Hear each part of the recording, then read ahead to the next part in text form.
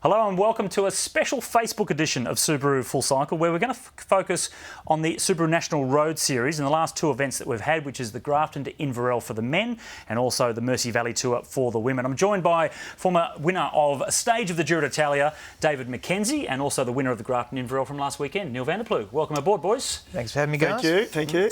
Now, Neil, talk to you first. You won the Grafton to Inverell. There are two big one-day races in Australia, the Melbourne to Warrnambool, which is the most prestigious, but the Grafton Inverell, I believe, most people will say, back me up, is the strongest, it's the hardest, it's the toughest of them all, and you've won it, so you must be pretty proud. Yeah, look, it seems to be a constant debate, the old Grafton versus Warney, but I might actually jump ship and say, look, the Grafton's that's the one you want. And yeah, it was awesome. It was something I didn't expect to happen, so it was, yeah, I'm really happy with it. How's the pins? Have you recovered? Because it was only on the weekend, so... Yeah, look, if I'm honest, they're not fully recovered. I was going to go to the gym this morning and I actually sort of opted out. Gym is what? Do some leg presses. Yeah, but I didn't do it. No, arm curl day. That's all it is, arm curl day. Exactly. Now let's go back and have a look at the footage itself. It starts obviously in Grafton, beautiful setting early in the morning. And it's a tricky one, this, isn't it? Because it has the big Gibraltar Range climb in the middle, but it's one of those unfortunate races where you go up a long climb, but there is no descent. Yeah, unfortunate. It's a real kick in the pants. You do like a 40-minute climb and then there's no descent. No reward. No, it's a bit of a rip-off, but it makes for a great race. So, yeah, I'm not complaining. It's epic. There's not too many races around the world, is there, that are like that, where you go up a serious climb in terms of distance. You get to the top, no downhill. Yeah, you're just on some plateau and it's just cold and flat, like. Yeah, no, it's thankfully not more often that happens. Just that vision then, we saw the roads were a bit damp. What were the conditions like? It was fairly dry. There was a little bit of rain, I think, the night before, but it was we got away with it. It actually rained afterwards when we were on the way home from Grafton, or from Inverell, so we got away with it. Yeah. Well, let's look at what happened at the top of the Gibraltar Range. It was your teammate Sam Crome that picked up the King of the Mountain points. You can see a group just behind, so obviously Cromie's gone pretty early to try and pick up the points here, and that set himself up to be actually away for a long time. Yeah, it did. He got away with this AMR Renault rider, and they were away for... Well, until pretty much Glen Innes, which is, past around the 200k mark. Peter Milostic here, 43 years old, he actually bridged across to them and gave him a third man, which they were both very appreciative of. Was he there just to try and bring up the average of the peloton, the average age of the peloton? Oh, look, average age and average speed. As soon as the pace slows down for a moment, boom, he goes. I feel guilty whenever I see him. We raced juniors together, and this guy's still going. I don't know about you, Scotty. Do you feel guilty when you see someone like Milostic? Always, mate, always. People are trying to get me to race veterans races these days, but all the vets races where I am, they're all handicaps, which means you're back at scratch or second scratch. It's hard. You don't want to be doing I don't want to do that. Now, there was a group that seemed to have formed there as well, so a fairly large group. That was the winning move in the end? Yeah, just after Glen Innes, there was about a group of 5 that went off with Pat Lane. So he was, looking to defend his title, and then there was another group that had Sean Lake and myself that sort of bridged across. So we had it was a great finale. The last 40Ks, just a group of around 10 to 12 riders just hitting each other, and yeah, it was great. Well, let's look at the finish itself, and the thing to really look at here is how you guys were so much on your hands and knees towards the end that the first 5 across the line were all sitting down in the seat. No one could get out of the seat for that last. And it's just carnage behind. You can just see 4 riders just ridden off the wheel, just straggling in. Have you ever sprinted that last 10 metres across the line in the saddle? Look, I don't think I've ever won a race with that little power going across the line. I did actually look at it on today's plan, and I had a look at the final few seconds. I thought, is that right? Doesn't matter, win's a win. That's right. Yeah. Happy IsoWhey sports team, though, that's for sure. Afterwards, winning the team prize, Matt Ross on the right-hand side and Aidan Tuvey. So 2 young guys. They wouldn't be too happy to hear you say you won a sprint in such small amount of power, but look, great to see the 2 young guys just behind you. Yeah, look, those 2 guys are both very good talents. Matt Ross has won quite a few races, like the Ball Classic. He's a really good climber. And Tuvey, he's just super strong, and he really excels in these long races. So he actually got dropped on the Gibraltar, rode himself back from around the 3rd group, and did most of the work, and then worked for the team to chase Crome back, and then was able to still go at the end. And in that group, he was one of the strongest there. So, He's going to Belgium this year, which I think is a fantastic place for him to go. He's great on the flats. He's great on those long, hard days. So Aiden Tuvey he's one to watch for the future, for sure. Oh, fantastic. Now, the results in that race is the standings now for the Subaru National Road Series for the men, because it was the first race of the series this year, so you're leading that as well. Congratulations. And the ladies, they went down to Tasmania for the Mersey Valley Tour.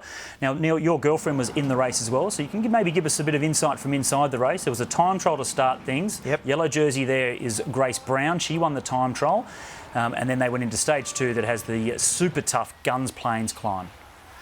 Yeah. Oh. And this is Leeson Hawkins. So she crashed on the way to Guns Plains, broke her collarbone there. That's the overall series winner from last year. That's not vision any cyclist wants to see, is it? No. In fact, I remember that. I was actually in the team car last year, and there was another crash on that same corner last year. So it's a doozy. Yeah. Well, Lucy Kennedy, the former runner, she hit them on Guns Plains. Another former runner now in Grace Brown trying to chase her down. It was Riley McMullen from New Zealand that was just up in front on the early breakaway group. But interestingly, Lucy lost 6 minutes in the time trial the day before after crashing, so she really had a point to prove, and she did that on this particular day. Yeah, it looks like she's riding off a bit of adrenaline there, a bit of like you say, a point to prove. So, is it with the women's racing at the moment, as we see them crossing the line there? Shannon Melseed, I think, winning that sprint. Female talent. It's from where we sit, Scotty. It's just going up on the rise year after year, and there's been a big push, obviously, to get more women into cycling. From where you sit and your partner who's racing, it's a pretty good scene, isn't it, at the moment?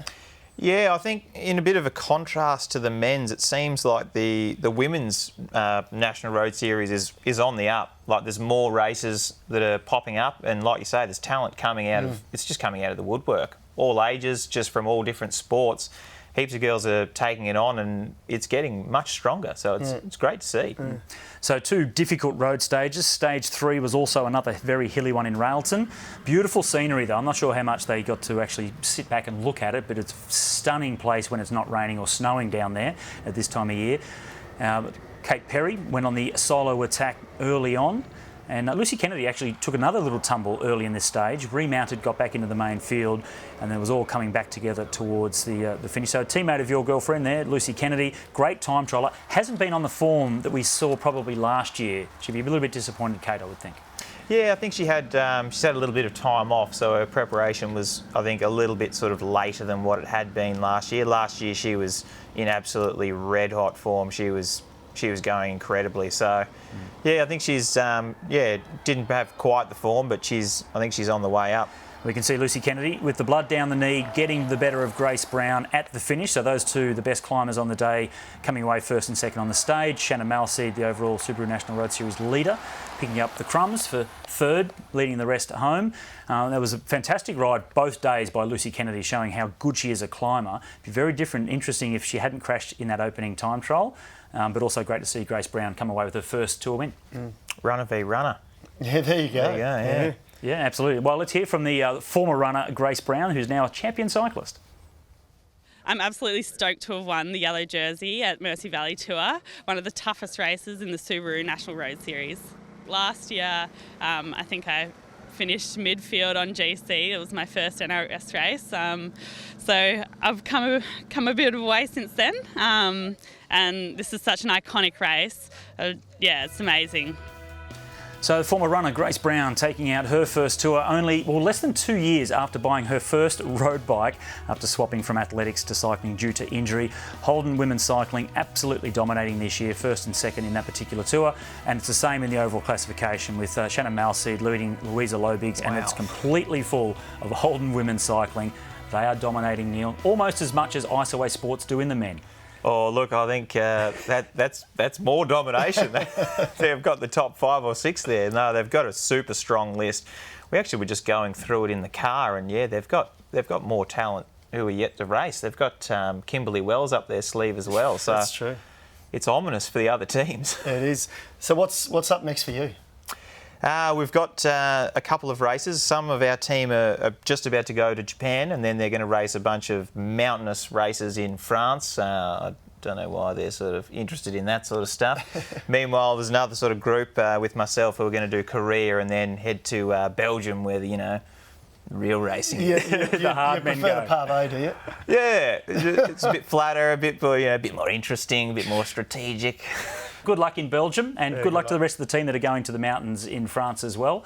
And looking forward to seeing you when you come back at the end of the year. Yeah, thanks a lot, guys.